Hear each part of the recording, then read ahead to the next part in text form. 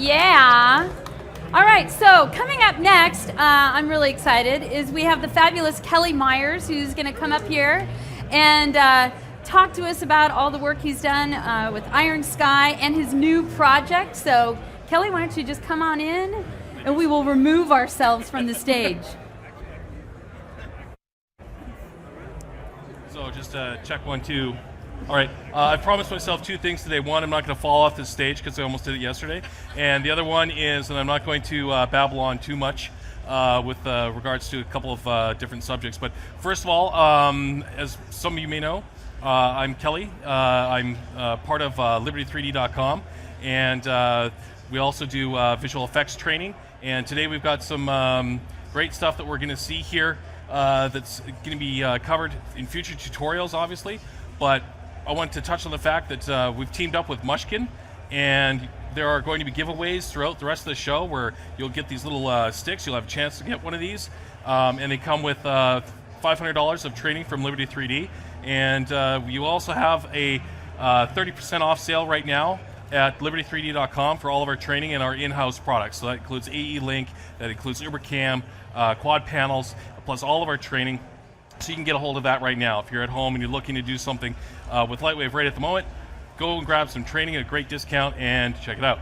So a couple of years ago, I had an opportunity to work on a crazy show called Iron Sky. Now, we've all seen basically the trailers. We're going to do a little bit of a recap here, and I'm going to talk a little bit about how access to Lightwave, these great features and tools that you see come out every year at Siggraph, creep into productions, and we're going to demonstrate that in a bit, but we're going to talk a little bit more about that after we watch a little bit of a clip with regards to Iron Sky. So we'll play that now.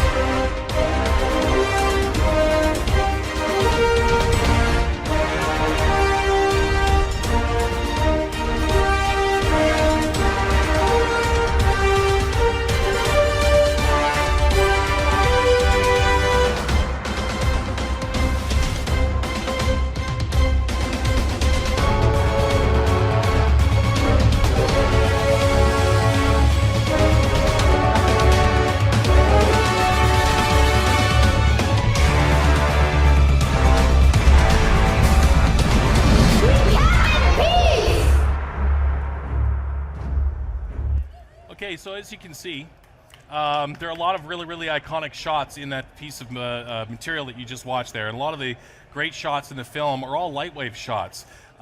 Today what we're going to do is we're going to talk a little bit about how we create some of those shots, how we did them originally before Lightwave 11 came into place, and how Lightwave 11 allowed us to go back and redo shots. So we're going to be dealing with something that's very similar to what we saw there in that clip, and that is creating some of these Armada shots where you've got lots of Nazi UFOs, you've got these big dirigibles or these Zeppelins in a shot, and how we did it before is we used to have to jam real geometry into a scene, try to get it all laid out, and then if we ran into a RAM limitation with the machines because we couldn't fit it that much geometry into them, we'd have to break the scenes out and then render individual scenes and then build those scenes up in compositing.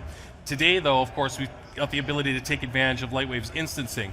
I know we've talked about this before in other demonstrations and other shows, but this is how production environments take advantage of these tools. So there's a little bit of a delay because the film only came out last year, but we were working with this before Lightwave 11 was really, out to the public and being able to be taken advantage of in productions. Thankfully, we got access to some of these tools early. So what we're going to do is we're going to just go and set our content directory really quickly to my world over here.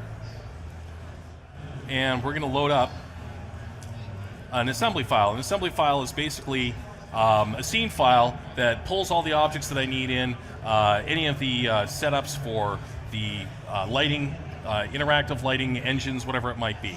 So we're going to work with Valkyrie here just off the bat. And this is going to be the superhero loader Valkyrie.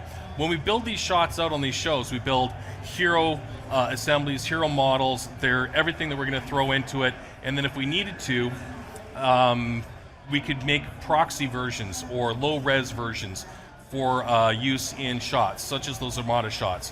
When we originally built them up, we didn't have the instancing technology, but now we do. But before we had the instancing technology, we'd have to create those proxy objects, low-res versions that we'd place in the background, and then hopefully our director wouldn't change where the camera was going to be so that we wouldn't see those low poly versions, and we'd be able to get away with them being low poly, lower texture map resolutions. Now, a little bit about this ship. It's going to give me some errors here just on load because I don't have my own personal install of Lightwave, which comes with some extra tools, but guess what? They're all free, and they're available right now. One of the greatest features in Lightwave 11.6 isn't actually in the package. It's available online at lightwave3d.com. Go there right now, and you now have access to the Lightwave plugin database right there in front of you.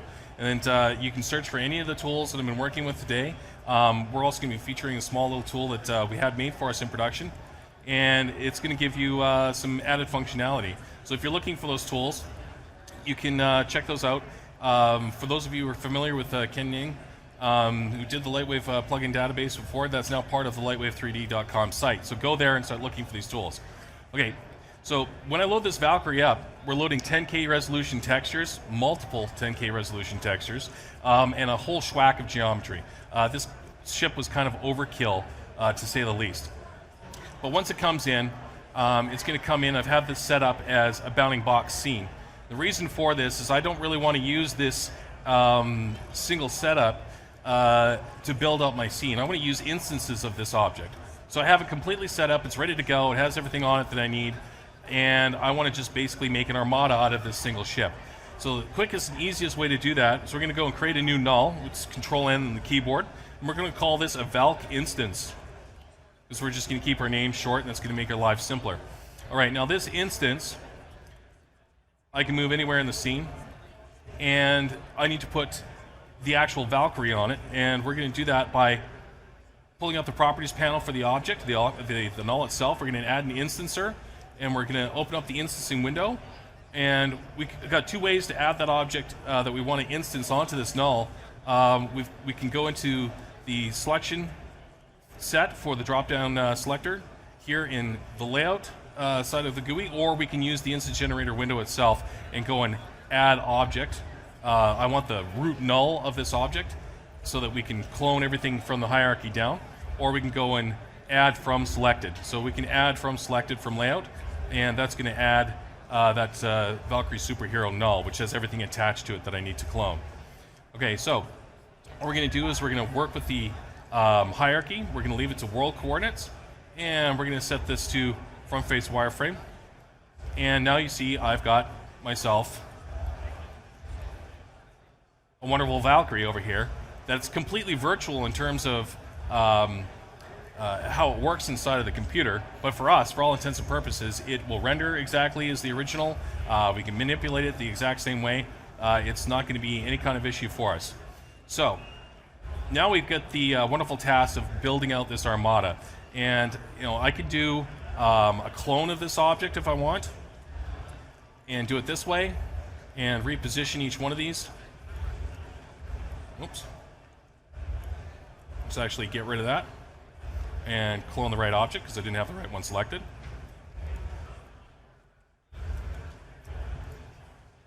So there's the second instance. Okay, and I can move that anywhere in the scene. Now that's fine and dandy. I can do that manually, but what's a lot more fun is if you can do it automatically. So let's just delete that for a second and see if we can create an array or an Armada of this automatically. Now I've had a tool created for us called Clone Hierarchy, or Hire, Clone, and Select. This is an L script that was modified from an original L script by Chris Peterson, who's contributed a lot of those L scripts to the Lightwave plugin database over the past couple of years. And we've taken that and we've modified it to do a couple cool things. What I'm going to do here is I'm going to clone that instance null, which has everything that I need attached to it, 7 times. And I'm going to use a random sphere to generate it. And I'm going to use some sphere spreading. And I'm going to spread these ships out using some numerical inputs. So we want them to be about 300 meters apart on the X, okay? And about 150 meters apart height-wise. And for Z, we're going to go, say, 700 meters, and then we can hit OK. One last thing, though. We built in a function here called restrict lights. If these objects have lighting assemblies on top of them, this plugin will actually use an exclusion function so that none of the lights that are attached to them, any of their running lights or any of their weapons lights, will contribute to the rendering of any other ship. This is important because it saves time during the rendering stage. Okay, so just like that, I've got a small little fleet or a small little squadron of ships that I can work with here. Now comes the fun part of just giving them a little bit of a better position. Let's go to wireframe mode. That'll be a little bit quicker for me to move stuff around. Let's just cycle back through. Let's put this guy over here. So what we're going to do is we're going to get these into a position. Then we're going to load in one of our Valkyries, or one of our Zeppelins, and build out the rest of this shot. Okay, now that Valkyrie that's in the center, that's in the bounding box, it's actually hidden from the renderer, so it's not going to show up at all. And I'm just going to leave it where it is, because I'm going to load a Valkyrie or a Zeppelin over top of it, and it's just going to sit inside that geometry, and I don't have to worry about it.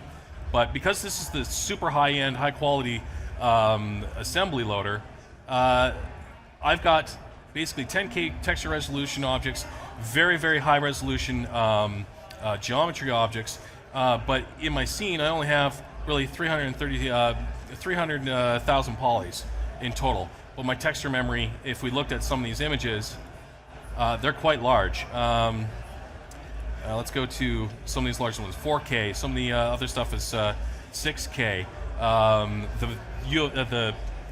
The Zeppelins themselves are 10K textures in multiple places. So this one's a little bit downscale, but we're still working with 6K, 2K, 4K objects, or 4K images, plus the geometry mesh. But you can see here that I've got 7 additional ships in the scene, and my RAM consumption hasn't gone up. Now this gives me the ability to go and load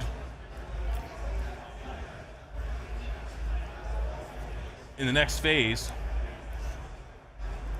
The next step for this to build out the shot is to get, say, their running lights onto these Valkyries.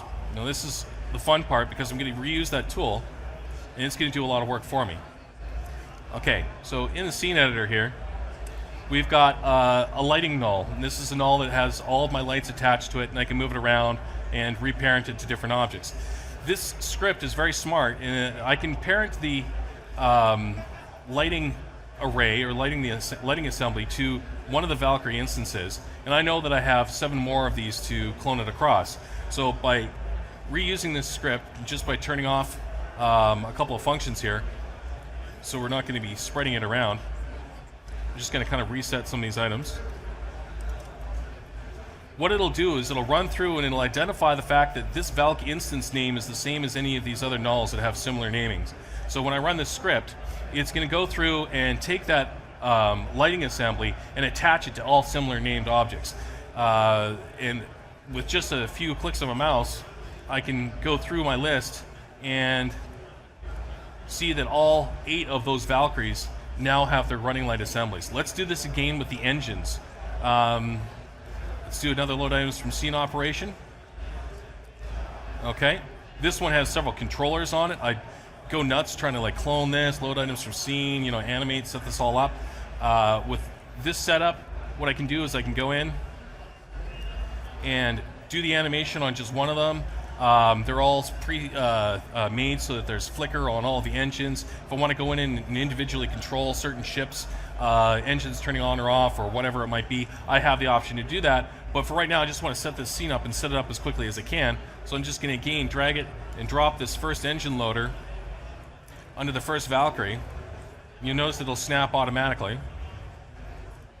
And we're going to run that script again. Oh, we don't want to run it on the lights. We've got the running lights. We want to run it on the nuke engine parent. we're going to clone it 7 times, and it's going to go through, it's going to clone the controls, it's going to clone all the motion modifiers, and it's going to drop each one of those engine assemblies on every single one of these instances. So now I've done probably a day's worth of work in just 5-10 minutes sitting here. Next challenge. I think we can jam a Zeppelin in here without too much worry. So let's go and load items from scene again, and we're going to move over to the Zeppelin. So back to Nazi Assembly Zeppelin Masters. We're going to load the big Doomsday one. This one is 10K textures in multiple places. A lot of really heavy geometry. A lot of texture image resolution being consumed for normal maps, specularity maps, diffuse maps. Just to touch on something, some of those shots that you saw in Iron Sky, had we had Chronosculpt, the product that was just debuted here earlier this morning, we would have been able to take some of those explosion sequences where we're blowing up those Zeppelins, because that was originally done in Maya's end cloth.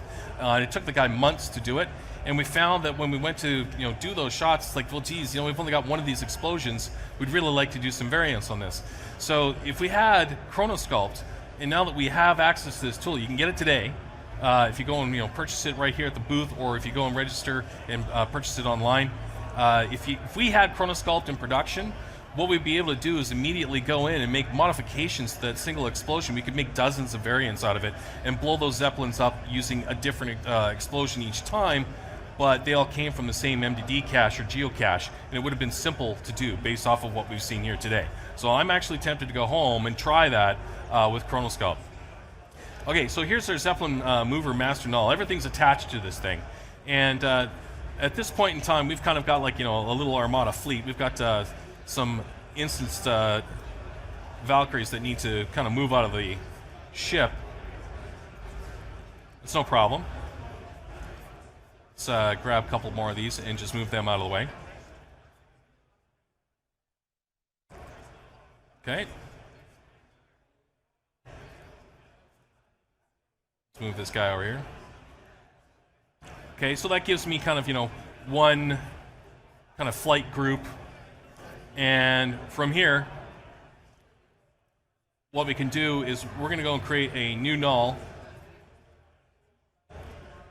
We're going to call this flight group. Okay. We're going to attach everybody to the bottom of this. Bonk. I've got 2 choices here. Depending on how I set this up, I can either just clone and force the geometry into Lightwave's renderer if I have enough RAM for it.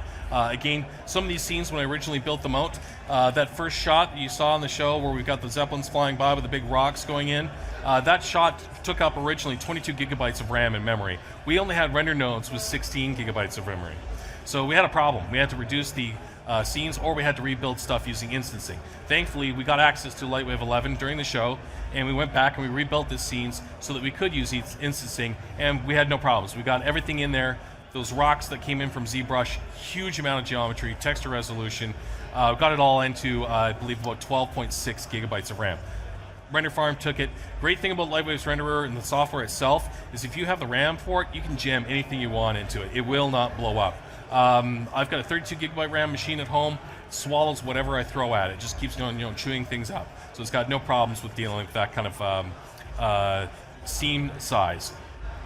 Now, I've got myself a flight group here. I've got one thing that I want to do to this Zeppelin before we get too crazy, and that is it needs some engines and some running lights on it.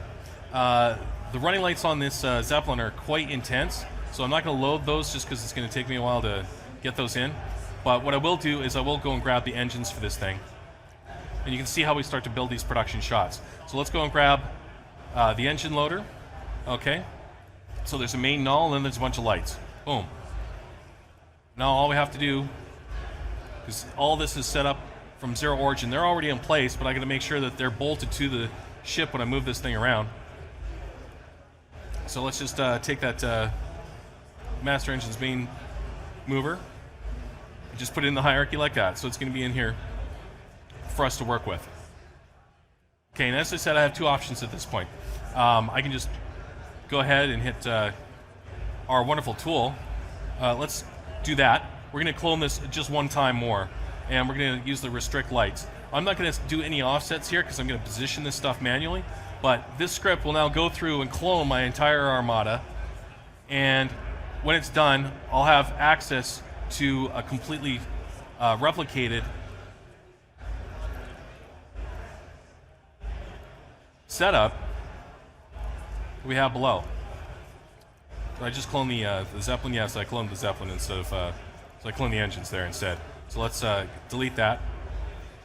Got to be careful with what you select. You might get what you wish for. Okay, so let's clone the entire flight group.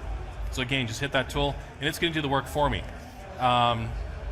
This clones everything that's in that hierarchy. All the motion modifiers, everything that goes with it, the light sources, and it gives us everything that we want. So very quickly, I can build out a production shot without too much effort. Now, I'm not going to be able to get to a lot of other things that I wanted to talk about today, because I'm running out of time, but I want to mention a couple of other things that are going on. It'll be at the side of this booth. We've got other stuff that's going on around here.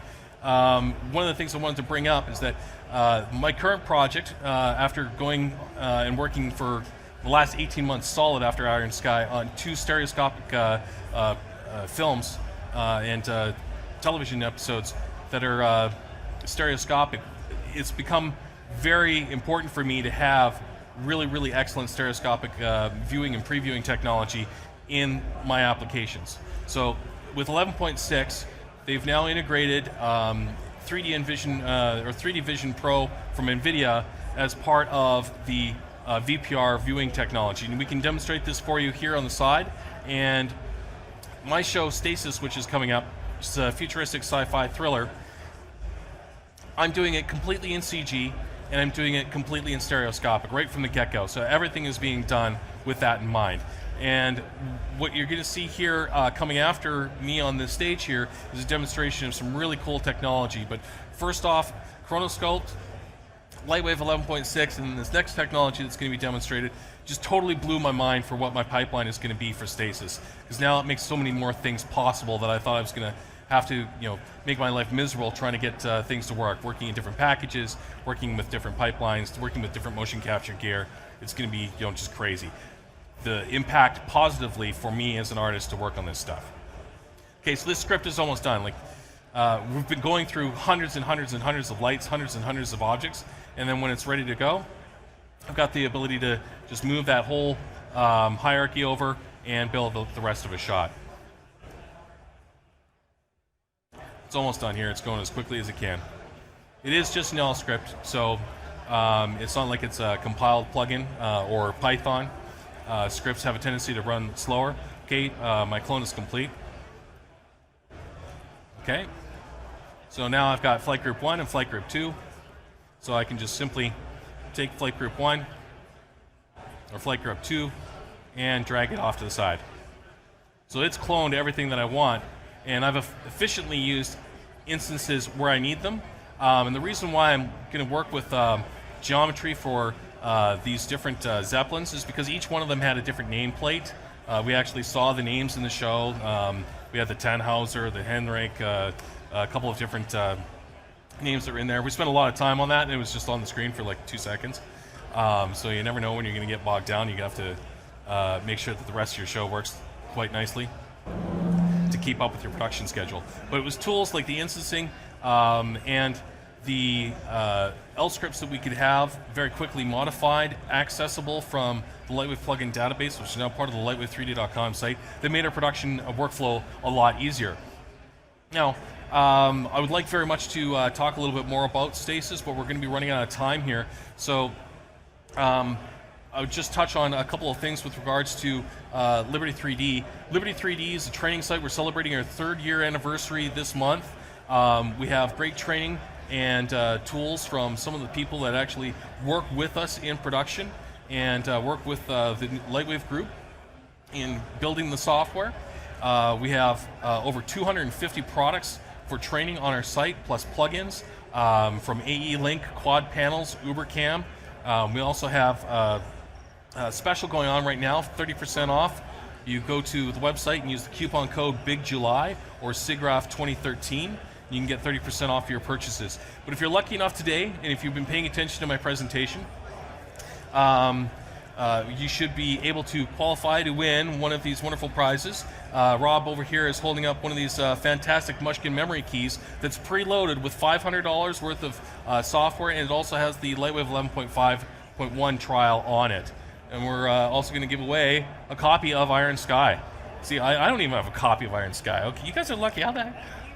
Oh, on Blu-ray. Okay, and there you go. Oh, by the way, the director's cut of Iron Sky is now, I believe, available in North America. It's going to be out very shortly on Netflix.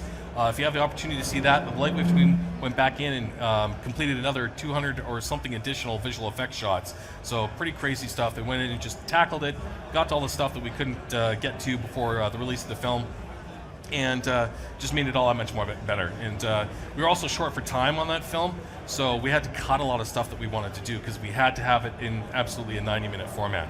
Okay, so that pretty much concludes what we're going to be doing right now on the stage. But what our trivia question is, there goes. Are you still with us?